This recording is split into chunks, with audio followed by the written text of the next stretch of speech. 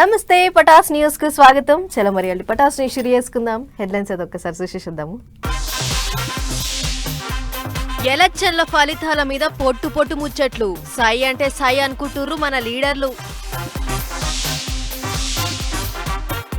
7వ తారీఖున ప్రమాణం చేస్తాడట దళపతి. కూడగడుతున్నాడట ఇంకో 10 మందిని.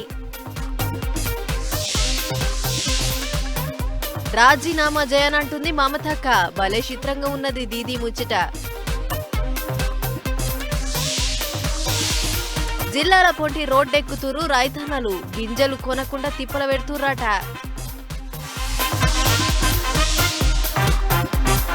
విజయ్ను గెలిపించింది పాలనేనట. అన్నకు కోపం వస్తే శాపం పెడతాడట.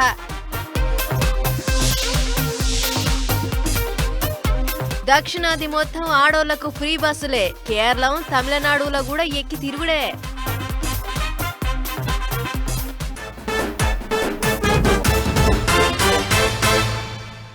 అదేందో ఏమో గాని దేశంలో ఎక్కడ ఎన్నికలు జరిగినా మన 2 తెలుగు రాష్ట్రాలు కుత ఉడుకుతుంటాయి. ఆ ఎలక్షన్లు నడిచిన రాష్ట్రాలలో ఎసొంటి రాజకీయం అయితే నడుస్తుందో అసొంటి రాజకీయమే మన దిక్కు కూడా నడుస్తుంటది. ఇట్లనే ఇప్పుడు పక్క రాష్ట్రాల ఎన్నికల ఫలితాలతోని పోల్చుకుంటా మనోళ్ళు ఇక్కడ సై అంటే సై అనుకుంటుర్రు. ఒకళ్ళ మీద ఒకళ్ళు బాణాలు వేసుకుంటుర్రు. చూడుర్రి భలే నడుస్తుంది రాజకీయం. పక్కింట్లో బగారా పువ్వు వండితే మన ఇంట్లోకి వాసన వచ్చినట్టు పక్క రాష్ట్రాలలో ఎలక్షన్లు అయితే మన దిక్కు రాజకీయాలు రామజెక్కుతున్నాయి. తొలుత ఏపీ ముచ్చట్లు తీసుకుంటే తమిళనాడు రాష్ట్రంలో 2 ఏళ్ల కింద పార్టీ పెట్టి విజయ్ సీఎం అవుతాండు. మరి ఏపీలో జనసేనానికి ఏమైందని పక్క పార్టీ వాళ్ళు గట్టిగా తగులుకుండ్రు. సోషల్ మీడియాలో తీరు కామెంట్లు రాస్తుండ్రు. గంతెందుకు మాజీ మంత్రి అంబటి సారు ఎంకి పెండ్లి చూపి సాగుకొచ్చిందా అన్నట్టు కామెంట్ రాసిండు. గంతేకాదు తమిళనాడులో తండ్రి కొడుకుల సర్కారు ఊలింది, ఇక ఏపీలో కూడా గట్లనే అవుతుంది అన్నట్టు రాసుకొచ్చిండు. ఇంకో దిక్కు అక్కడి రాజకీయాలు వేరే ఇక్కడి రాజకీయాలు వేరే అన్నట్టు మాట్లాడుతుండ్రు ఇంకింత మంది. ఇక తెలంగాణ ముచ్చట్లు తీసుకుంటే తమిళనాడులో కొత్తగా పార్టీ పెట్టిన విజయ్ ని పబ్లిక్ గెలిపించిండ్రు కాబట్టి తెలంగాణలో కొత్తగా పార్టీ పెట్టిన కవితక్క వచ్చే ఎలక్షన్లలో తనదే గెలుపు అంటున్నది. సోషల్ మీడియాలో కామెంట్ రాసింది. అటు పువ్వు పార్టీ వాళ్ళ ముచ్చట్లు అలాగున్నాయి. 3 రాష్ట్రాలలో గెలిచినాము, వచ్చే ఎలక్షన్లలో తెలంగాణలో కూడా గెలుస్తామా అంటుండ్రు. 10వ తారీఖు నాడు మోదీ సార్ వస్తాండు, జంగు సైరన్ ఊదుతాడు అన్నట్టు చెప్తుండ్రు. ఇక చెయ్యి పార్టీ వాళ్ళు కేరళంలో గెలిచిండ్రు కాబట్టి సీఎం రేవంత్ సార్ అక్కడ ప్రచారం చేసిండు కాబట్టి సారే గేమ్ చేంజరు. ఆయన ఉన్నంత వరకు తెలంగాణలో చేయి పార్టీకి డోకా లేదా అంటుండ్రు. ఇట్లా పక్క రాష్ట్రాల ఎలక్షన్ల ఫలితాలతో ముడిపెట్టుకొని ఏపీ తెలంగాణ లీడర్లంతా ఒకళ్ళ మీద ఒకళ్ళు బాణాలు వేసుకుంటుండ్రు. బాల్య గమ్మతున్నది పోని అనుకుంటారు ఇప్పుడు పబ్లిక్.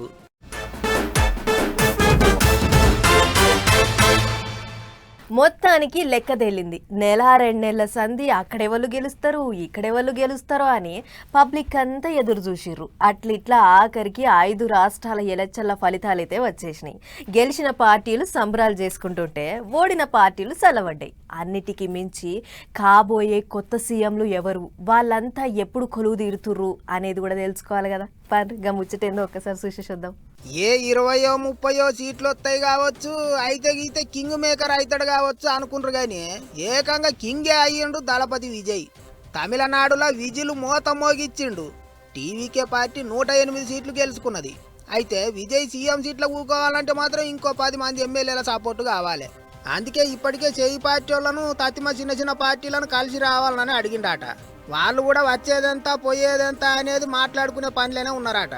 విజయ్కు సపోర్ట్ చేయనికే సామరస్యం మీదనే ఉన్నారట. అందుకే ఓ 2 వారాలలో బలం నిరూపించుకుంటాం, సర్కారు ఏర్పాటు చేయనికే సమ్మతి ఇయ్యండ్రని గవర్నర్ సాబుకు లేఖ రాసిండట విజయ్. పొత్తులన్నీ అనుకున్నట్టు పొసిగితే ఇక 5 ఏళ్ళు 6వ రాజ్యానికి దళపతి విజయే. అంతేకాదు ప్రమాణ స్వీకారానికి ముహూర్తం కూడా పెట్టుకున్నాడు. 7వ తారీఖున చెన్నై సెంట్రల్లో ఉన్న నెహ్రూ స్టేడియంలో విజయ్ ప్రమాణ స్వీకారం చేస్తాడట. ఇక అటు పశ్చిమ బెంగాల్ రాష్ట్రంలో మమతక్క కంచుకోటను బద్దలు కొట్టిన పువ్వు పార్టీ వాళ్ళు మొత్తం 294 సీట్లకు 206 సీట్లు గెలుచుకుండ్రు. 9వ తారీఖున కొత్త సీఎం సీట్లు ఊకుంటాడట. బెంగాల్కు సీఎం ఎవరు అనేది ఇంకా కాషాయ లీడర్లు చెప్పలేదు. కాకపోతే మమతక్కను 2 సార్లు ఓడించిన సువేందు అధికారి పేరైతే గట్టిగానే వినిపిస్తుంది. అట్లనే ఇంకింతమంది లీడర్ల పేర్లు కూడా వినిపిస్తున్నాయి. మరి ఎవరిని చేస్తారో చూడాలి. అటు కేరళం దిక్కు మొత్తం 140 సీట్లకు 102 సీట్లు గెలుచుకుంటారు చెయ్యి పార్టీ వాళ్ళు. ఇక మలయాళ గడ్డకు ముఖ్యమంత్రి అయ్యేటోళ్ళు ఎవరయ్యా అంటే వీడి సతీశను, కేసీ వేణుగోపాల సొంటోళ్ళ పేర్లు లాజికి వినిపిస్తున్నాయి. చూడాలి ఎవరు అవుతారో. అస్సాము పుదుచ్చేరి దిక్కు అడిగే అవసరమే లేదు. అస్సాంలో హిమంత బిశ్వ శర్మ అటు పెదమనిషి రంగస్వామి ఇద్దరు ప్రమాణ స్వీకారానికి తయారయ్యిండ్రు. జర్ర వెనక ముంగట అన్ని దిక్కులా కొత్త సర్కార్లు కొలువు తీరబోతున్నాయి.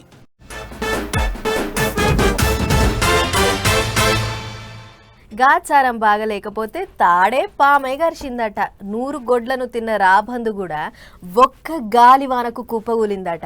మరిగా ఏం చేస్తాం, టైం బాగలేకపోతే ఎంత టోళ్ళైనా సరే మట్టి గరవాల్సిందే. ఇట్లనే 5 రాష్ట్రాల ఎలక్షన్లలో ముఖ్యమంత్రులు కూడా ఓడిపోయారు. తమిళనాడులో స్టాలిన్ సార్ ఓడితే అటు పశ్చిమ బెంగాల్ రాష్ట్రంలో మమతక్క ఓడింది. మరిగా ఇద్దరు పెద్ద మనుషులు ఇప్పుడు ఏం చేస్తారో చూడు. కాలం గ్యాలమేస్తే ఎవళ్ళ కథ ఎటు మలుపు తిరిగేది తెలియదు. ఇట్లనే ఇన్నొద్దులు తమిళనాడుకు ముఖ్యమంత్రిగా పనిచేసిన స్టాలిన్ సారు ఎమ్మెల్యేగా ఓడిపోయిండు. అటు పశ్చిమ బెంగాల్ ముఖ్యమంత్రిగా చేసిన మమతక్క ఎమ్మెల్యేగా ఓడిపోయింది. ప్రతిపక్ష లీడర్ల లెక్క వాళ్ళిద్దరు అసెంబ్లీలో కూకోవాలంటే మాత్రం ఖచ్చితంగా మళ్ళోసారి ఎలక్షన్లకు పోవాల్సిందే, గెలవాల్సిందే. అయితే ఎలక్షన్లు ఓడిచినాయి కదా అనుకునేరు. ఓడిచినా సరే తమిళనాడులో విజయ్ పెరంబూరు, తిరుచి ఈస్ట్ 2 జాగాలలో పోటీ చేసిండు. 2 దిక్కులే గెలిచిండు. అయితే దాంట్లో ఇప్పుడు తిరుచి ఈస్ట్ను ఇడిచిపెట్టుకొని పెరంబూరు ఎమ్మెల్యేగా ఉండాలని నిర్ణయం చేసిండట. అంటే ఆ జాగకు మళ్ళీ ఎలక్షన్లు అవుతాయా అన్నట్టు. ఆగో స్టాలిన్ సారుగా తిరుచి ఈస్ట్ నుంచి పోటీ చేసి గెలవాలని చూస్తుండట. ఇంకో దిక్కు తిరుచి ఈస్ట్ నుంచి హీరోయిన్ త్రిషాను నిలబెట్టాలని చూస్తుండట విజయ్. నిజంగానే గట్లయితే మాత్రం స్టాలిన్ సారుకు త్రిషకు నడమ పోటీ నడుస్తుంది. మరిగా దాంట్లో నిజం ఎంతున్నదో పోత తెలుస్తుంది. అటు బెంగాల్లో మమతక్కను నీడ లెక్కనే వెంటాడుతుండు సువేంద్రాధికారి. పోయినసారి ఎలక్షన్లలో ఓడిచ్చిండు, ఈసారి కూడా దీదీని ఓడిచ్చిండు. అయితే గమ్మతి ముచ్చటేంటిదంటే పార్టీ ఓడినా సరే తాను ఓడినా సరే సీఎం పదవికి రాజీనామా పెట్టేదే లేదు. ఏం చేస్తారో చేసుకొని రా అంటున్నది దీది.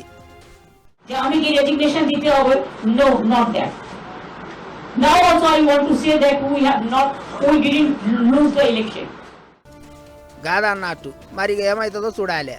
కానీ 5 రాష్ట్రాల ఎలక్షన్లలో మస్తు చిత్రమైన ముచ్చట్లే అయినాయి. బెంగాల్లో ఉన్న హౌస్ గ్రామ్ నియోజకవర్గంలో పువ్వు పార్టీ వాళ్ళు అదివరకు ఇండ్లల్లో పని మనిషిగా చేసిన కలిత మాజీకి టికెట్ ఇచ్చిండ్రు. ఆమె 12,000 ఓట్లతోని గెలిచింది. అట్లనే ఆర్జీకర్ దావకాన్ల అఘాయిత్యం చేయబట్టి జీవిడిచిన బాధితురాలి తల్లిని పనియాతి నియోజకవర్గం నుంచి నిలబెట్టిండ్రు కాషాయ లీడర్లు. అక్కడ ఆమె కూడా 28,000 ఓట్లతోని గెలిచింది. తమిళనాడులో స్టాలిన్ ఓడించిన విఎస్ బాబు ఎక్కడికి పోయినా సరే సపా అన్నట్టు చేతులు ఊపుకుంటూ హల్చల్ చేస్తాడు. అటు తిరుపత్తూరు నియోజకవర్గంలో టీవీకే అభ్యర్థి డిఎంకే అభ్యర్థి మీద 1 ఓటుతోని గెలిచిండు. అయితే ఆ 1 ఓటును విజయ్ అభిమాని మస్కట్కేంచి వచ్చి వేసిండట. అట్లా గట్టెక్కిండు అన్నట్టు. 1 ఓటు కూడా ముఖ్యమే అనేది గిందుకే కావచ్చు కదా అనుకుంటారు ఇప్పుడు పబ్లిక్.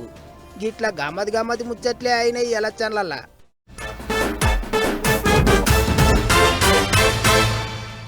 రైతుల గోస చెప్తే చరిత్ర, రాస్తే రామాయణం అన్నట్టున్నదబ్బా. దుక్కులు దున్నిన కాడ్నుంచి పంట వండించేటి వరకు, పండిన పంటను అమ్ముకునేటి దాకా అడుగడుగునా కష్టాలే. పంట వేసేటప్పుడు ఇత్తనాల కోసం తిప్పల, పంట పండేటప్పుడు చేను ఎదగటానికి ఎరువులకు తిప్పల, కింద మీద పడి పంట వండిస్తే పండిన పంటను అమ్ముకునేటందుకు అరిగోసలు. ఎంతని చెప్పాలే అలువాడేటి గోసలు. మహిబాద్ జిల్లా నెల్లికుదురులో మొక్కజొన్న రైతులు రోడ్డెక్కి గిట్టుబాటు ధర ఇవ్వాలని రోడ్డు కడ్డంగా కూసునేటాళ్లకు అంత పొడుగు లైన్ తోని ఫుల్ ట్రాఫిక్. లారీలు, బస్సులు, కార్లు, వచ్చిపోయేటి బండ్లు ఆడి ఆగినాయి. పోలీసు వాళ్ళు వచ్చి లేపుదామని చూసేది కానీ అస్సలు లేవలే రైతన్నలు. లెక్కకైతే కనీసం మద్దతు ధర కింటాకు 2,400. ఆదానికి కూడా ఆధార్ కార్డు అని, పట్టా, పాస్బుక్, జీరాక్స్ అని కొర్రీలు కొంత. మళ్ళా అటనన్న గిట్టుబాటు ధర ఇస్తారా అంటే అది కూడా లేదనేది రైతులు అంటున్న మాట. నడమ దళార్లతోని సగం ఆగం అవుతున్నామని ఇగో ఇట్లా రోడ్డు ఎక్కిలే అన్నట్టు. ఇక వరి పంట వేసుకున్న రైతుల తిప్పలైతే అంతా ఇంత కాదు. పంట అమ్ముకుందానికి ఒర్లు కోసిరు, ఐకేపీ సెంటర్లలో కుప్పలు పోసిరు. కానీ కాంటాలే మస్తు ఆలస్యం అవుతున్నాయి. తాలెక్కువ ఉందని, మచ్చడం రావాలని రోజు కింద ఆపేటాళ్లకు కోసి కళ్ళల్లో పోసిన ఓట్లన్నీ వానలకు గంగపాలు. ఇది చాలదన్నట్టు గిట్టుబాటు ధర కూడా లేదు. మళ్ళా ఓట్లు కొంటలేరు, కాంటాలు పెడతలేరు. వానలకు పంట అంతా ఆగమైతుంది. సర్కారు పట్టించుకుంటలేదు, ఓట్ల కాంటాలు పెడతలేదని మస్తు గరమైండు సెంట్రల్ మంత్రి బండి సంజయ్ సారు. రాష్ట్ర ప్రభుత్వం వెంటనే కొనుగోలు యుద్ధ ప్రాతిపదికన ప్రారంభించాలి. ఇప్పుడు రైతులు దండం పెట్టి కాలు మొక్కే పరిస్థితి వచ్చింది. ఇలా ఎలక్షన్ ముందు అన్ని చెప్తే అడ్రస్ కూడా పోతుంది. అరే కేంద్రమే మోడీ ప్రభుత్వం పైసలు ఇస్తున్నది, నువ్వు కొనుగోలు చేయడానికి నీకు ఇబ్బంది ఏందని చెప్తే దాని కూడా సమాధానం చెప్పలేక, కొనుగోలు చేసే దమ్ము లేక, ఒక ప్లాన్ లేక, ఒక ప్రణాళిక లేక రైతులు ఇబ్బంది పడితే వాళ్ళు 2 రోజులు పడిగా కూడా ఆడుతారు. ఇంకా ఎండల అవు మరి 15 వద్దులైనా ఇంతవరకు ఒడ్లు కొన్న దిక్కే లేదు. నడమంత్రపు వానలు పడి అడ్డ కొంత ఆగం. మళ్ళా ఇన్ని వద్దుల సంది పొద్దు మాపు నేర్పుకుంటా ఎండలకు ఎండబెట్టుకుంటే ఒక్క వానకు అంతా ఆగమాయే. మళ్ళా మస్టర్ రావాలే ఒడ్లు ఆరాలని మళ్ళీ ఇన్ని వద్దులు ఆపుతారు. ఇక కరీంనగర్ జిల్లా కాజీపూర్ లో ఒడ్ల కళ్ళం కడిగి పోయిండు సెంటర్ మంత్రి సారు. తాళని తరుగు తీసుడు తడిగున్నాయని కాంటాలు పెట్టుడు. అప్పుడు దళార్ల దందా దోపిడే ఎక్కువ ఉంది అనేది రైతన్నలు అంటున్న మాట. ఏదో ఉండే కదా దాసి దయ్యాల పాలు చేసినట్టు కారంతా కష్టం చేసి లెక్కల కష్టం తీసుకుపోయి దళార్ల అవసరాన్ని కొట్టాల్సి వస్తుంది మరి.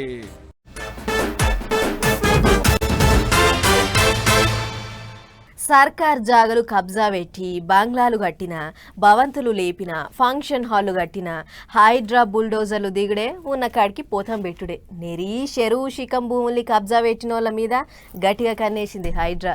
కబ్జా పెట్టిన జాగలు, ఇండ్లు, బంగ్లాలు కడితే కూలగొట్టుడే కాదు, ఇగో ఇసొంటి మిల్లులు, మిషన్లు కూడా పోతం పెడుతుంది హైడ్రా. బుల్డోజర్లు దిగుడు రప్ప ఊలగొట్టుడు కాకుంటే ఈ పారి ఊలగొట్టింది సర్కార్ జాగాలు కబ్జా పెట్టి కట్టిన ఇండ్లు కాదు, బంగ్లాలు కాదు, విల్లాలు కాదు, ఫంక్షన్ హాల్లు అసలే కాదు. ఇగో ఇటువంటి కంకర మిల్లులు, బండలు వలగొట్టేటి మిషన్లు. అవు శంషాబాద్ ఏరియాలున్న కత్వాలు కూడా రంగారెడ్డి జిల్లాలున్న ఒట్టినాగులపల్లి, షేర్లింగంపల్లి మండలంలో ఉన్న గౌలిదొడ్డి ఇట్లా అన్ని దుక్కులా కలిపి 6 క్రషింగ్ యూనిట్లను కథం పెట్టినాయి హైడ్రా బుల్డోజర్లు. అడ్డగోలుగా మైనింగ్ దందా, అడిగితే బెదిరింపులు. ఇట్టయితే బాగలేదని మైనింగ్ అధికారులకు మతలాభిస్తే వాళ్ళు హైడ్రా బుల్డోజర్లను పిలిపించుకున్నారు. ఇక ఊకుంటారా బుల్డోజర్లు వేసుకొని పోయిర్రు 6 దుక్కుల కంకర మిల్లుల్ని కథం పెట్టిర్రు.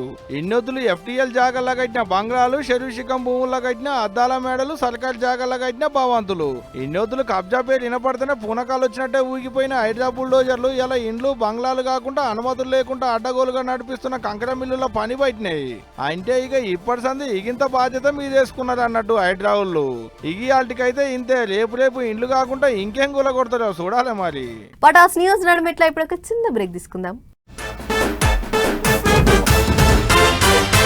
నేను తెలుగు భాష లెక్క ఆడా ఉంటా ఈడా ఉంటా అని గదేదో సినిమాల హీరో డైలాగ్ కొడుతుంటాడు.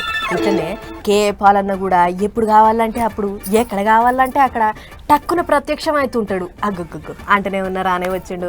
అన్న పాలన్న నమస్తేనే, ఏం సంగతి? తమిళనాడు నెక్స్ట్ ముఖ్యమంత్రి యాక్టర్ విజయ్ జోసెఫ్ మీ అందరినీ షాక్ చేశారు.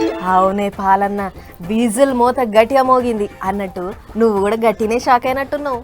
10% ఓట్లు వస్తాయి గాని గెలిస్తే ఆయన ఒక్కటి సీటు గెలుస్తాడు గాని కొంతమంది 1 నుంచి 5 సీట్లు గెలుస్తారన్నారు గాని. అవునవును, చాలా మంది గట్లనే అనుకుర్రు. ఇంతకు నువ్వేమనుకున్నావే అన్న, అది చెప్పరాదు. కానీ నేను ముందు నుంచి ఆయననే బ్లెస్సింగ్ ఇచ్చింది కారణం ఏంటి? అది ఇప్పుడు కరెక్ట్ పాయింట్కి వచ్చినావు. నీ దీవెనల బలంతోనే దళపతి గెలిచిండు అంటావు, గంతేనా? స్టాలిన్ గారిని నేను కలిసాను, ఫోటో చూడండి, 3-4 ఇయర్స్ బ్యాక్. ఏ ఫోటోలు గిట్ల ఎందుకు చెప్పు, నీ మీద మాకు మస్తు నమ్మకం ఉన్నదే. తమరు దలుచుకుంటే ట్రంప్ తాతనైనా కలుస్తారు. అవు గాని స్టాలిన్ సార్ని ఇంటికి గెలిచినవే అన్న. ప్రపంచ మ్యాప్ లో తమిళనాడును పెడదాం, కంపెనీలు తీసుకొద్దాం, లక్షల జాబ్లు క్రియేట్ చేద్దాం, బిలియన్స్ ఆఫ్ డాలర్స్ తీసుకొద్దాం అంటే అబ్బా గూప ముచ్చట్నే. స్టాలిన్ సార్ ఖచ్చితంగా సరే అని ఉంటాడు, గంతేనా? ఫిబ్రవరి 22ని క్రూసైడ్ అయితే ఫిబ్రవరి 18 వరకు పర్మిషన్ ఇవ్వలేదు సరికదా, ఇవ్వద్దని చెప్పాడు. ఈ పెద్దోళ్ళంతా గీతేనే, మనల్ని అస్సలు అర్థం చేసుకోరు. నువ్వేం ఫీల్ గాకే పాలన్న, కోపం వచ్చి ఏమన్నా చెప్పించేవు. This chief minister does not support. God will put new chief minister after 2 months. పిలిస్తా Vijay వచ్చేసును, ఆయన ముఖ్యమంత్రి అయిపోయినాము, మీరు ఎక్స్ సీఎం అవుతారు, విన్నారు కదా. అప్పుడు నేను అంటూ విజయ్ని పిలిచినా బాగున్ను, ఆయన సీఎం అయిపోయినేమో అన్నా. అంటే అంత నీ నోటి పుణ్యమేనా అనే పాలన్న? ఒక్కసారి గట్ల ఇంటికి పోయి విజయ్ను కలిసిరా రాదు, మంచి పోస్ట్ ఏమన్నా ఇస్తాడు కావచ్చు. మీరు చెప్పించిన వాళ్ళు నేను చెప్పిస్తా, మీరు దీవించిన వాళ్ళు దేవుడు దీవిస్తాను అన్నాడు. అబ్బో నువ్వు గట్ల అంటుంటే మాకు బుగులైతుంది. మా మీద కన్నెర్ర చెయ్యకే పాలన్న, నీ సల్లని దీవెనలు మా మీద ఉండుగాక. ఆయన గంత కోపం ఎందుకే నీకు? మరలా ఇప్పుడు ముఖ్యమంత్రులు 2024 జగన్మోహన్ రెడ్డి నన్ను కలవనందుకు మాజీ ముఖ్యమంత్రి అవుతాను జనవరి 9ని మీడియా అందరి సమక్షంలో ఆయన్ని కలవడానికి వెళ్ళినప్పుడు నేను చెప్పాను. అబ్బా మిస్ చేసుకుండు ఆయన. నువ్వు కూడా ఒకటే ఛాన్స్ అంటే ఎట్లా చెప్పు, రెండో ఛాన్స్ కూడా ఇయ్యాలే. దేవుడు ఫైనల్ వార్నింగ్ ఇస్తున్నాడు మన ముఖ్యమంత్రి. తెలుగు ముఖ్యమంత్రులారా వినండి, దేవుని ఉగ్రత ఆయన మీద వచ్చినట్టు భూమి మీద నుంచైనా మీరు ఉండరు, లేదా మీ పొలిటికల్ పార్టీ సర్వనాశనం అయిపోద్ది. ఓ కొడకా, నేను సీట్లకెంచి లేచిపోతా. గంతగానం భయపెడుతున్నావేందే పాలన్న? ఎప్పుడు శాంతి శాంతి అనే నువ్వు గిట్ల కోపం కావద్దే అన్న. శాంతించు శాంతించు. నాతో పెట్టుకోక. పెట్టుకున్న వాళ్ళు ప్రపంచంలో ఒక్కడ మిగరలేదు. ఎందుకు? వాము పోయిరావే పాలన్న పోయిరా. నీకు నాకు ముచ్చట్నే వద్దు. ఏందో ఏమో పాలన్న ఏమన్నా మంచి మంచి ముచ్చట్లు చెప్తాడేమో అని అనుకుంటే గిట్ల బుగులు పట్టిస్తుండేంది. దెబ్బకు గుండె జల్లుమన్నది. ఇక మనం తర్వాత ముచ్చట్లకు పోదాం పార్.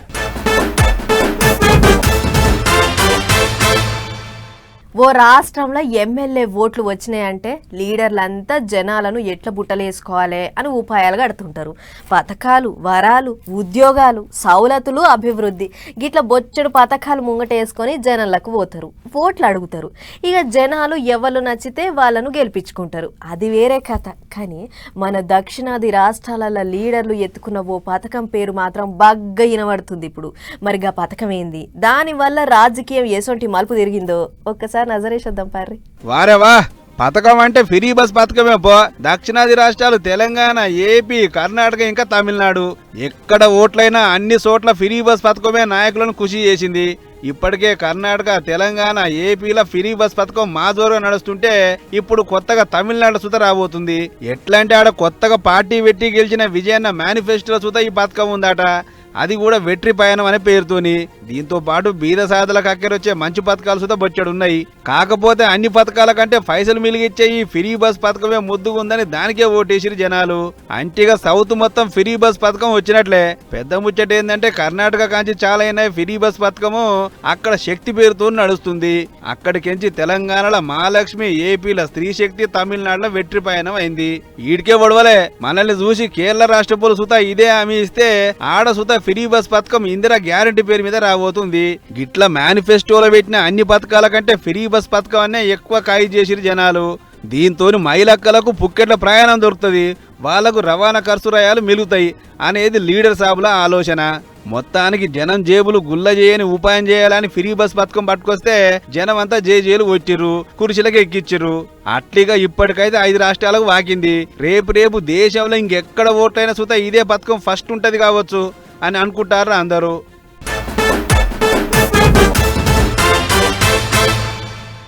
నగరం నడిబొడ్డున షాపు, లోపటన్ని సీసీ కెమెరాలు, సెక్యూరిటీ కాడ తుపాకులు, ఎటు పారిపోయినా వెంటనే పట్టుకునే పోలీసోళ్ళు. అసొంటి షాప్లో దొంగతనం చేయాలంటే ఎవ్వళ్ళైనా జర్రంతా వెనక ముందు అవుతారు. కానీ ఆ కరీంనగర్లా షెడ్మల చోరీ చేసి దొరకకుండా గిల్లైర్రు దొంగలు. అసొంటిది ఊర్ల పొంటి ఊకుంటారా? తెగిడిచిపోతారు. ఇక చూడుర్రి, హన్మకొండాల ఒకడు గొలుసు ఎట్లా తెంపకపోయిండో. వీని తాడదెంప వీని దినాలుగాను దున్నపోతల పోయి ఎంత పని చేసిండో చూడురమ్మా. ఇవకి పెద్దమ్మ ఆమెంతలా ఆమె నడుచుకుంటూ పోతుంది కదా, అంతల్నే వెనక మరల వచ్చిండికి నాలుముచ్చోడు జట్న వచ్చినట్టే వచ్చి మెల్లున్న పుస్తెల దాడి తెంపుకొని అవతల పడ్డాడు. ఇకేముంది, వాయ్యో వాము అని బొబ్బలు పెడుతుంటే వాడు ఈ బజార్ ఆ బజార్ ఆయన దిక్కుల ఉరుకులు పెట్టుకుంటే మొత్తానికి అవతల పడ్డాడు. సీసీ కెమెరాలు చూసిన పోలీసులు దొంగని కోసం జల్లడ పడుతుర్రు. హన్మకొండ పట్నం బొక్కల గడ్డలైన గొలుసు దొంగతనం ముచ్చట ఇట్లుంటే ఇటు పట్నం బేగం బజారు జిన్సీ చౌరా దిక్కు ఇంకో కథ. ఇద్దరు అత్తాకోడలు పొద్దుగాల పూట వాకింగ్ అని బయలుదేరాట. అట్లా హిందీ మార్వాడి బడి దిక్కు పోగానే డబీర్పురాకు చెందిన రౌడీ షూటర్ మహమ్మద్ సోయల్ అంటోడు బండి మీద వచ్చి గొలుసు కొట్టేసిండు. కానీ ఉరకపోయి కంట్రోల్ తప్పి ఆయన మలసకపడ్డాడు.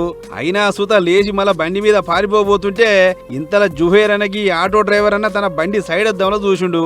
ఎవడో దొంగతనం చేసి పారిపోబోతుండు అని బండి తిప్పుకొని వచ్చి మరి దొంగోని గుద్ది కింద పడేసిండు.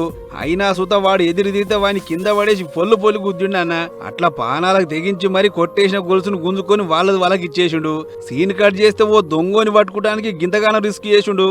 ఎవరు కావచ్చని ఆరా తీసి మొత్తానికి అన్నను సజ్జన్నారు సార్ దానికి పట్టుకుపోయారు పెద్ద సార్లు. ఇక అన్నను చూసిన కమిషనరు షబ్బాష్ జువైర్ బాయ్ నియాసుంటోళ్ళు ఉండాలని చెప్పి తారీఫ్ చేసి శాల్వాగా అప్పిండు. పోలీసుల తరఫుకించి ఇంత నగదు బహుమానం కూడా ఇచ్చారట. ఇక ఈ ముచ్చట ఇట్లా పెడితే అనంతపురం జిల్లా కళ్యాణదుర్గంలో ఇంకో చోరీ. ఒంటి మీదనే ఊళ్ళబడ్డ దొంగలు ఓ ఇంట్లో దొరి బీర్వాల్ తలుపు తాళాలా అని వలగొట్టిర్రు. ఆఖరికి 15 తులాల బంగారం 7,000 నగదు దొరికితే అవందుకొని ఆడికెచ్చి గిల్లయ్యారు. మరి ఇది ఎవరి పైనవో ఏం కథనో గాని మొత్తానికి బంగారం ఒంటి మీద ఉన్నా ఉంచలేరు, ఇంట్లున్నా ఉంచలేరు, బ్యాంకులున్నా ఉంచలేరు, షాపులున్నా ఉంచలేరు. మరిగా ఏడబెట్టుకుంటారేమో మీ ఇష్టం ప్రజలారా. మరి ఇవ్వనమాట న్యూస్ ముచ్చట్లు ఇంకో ఎపిసోడ్ మళ్ళీ కలుసుకుందాం. నమస్తే.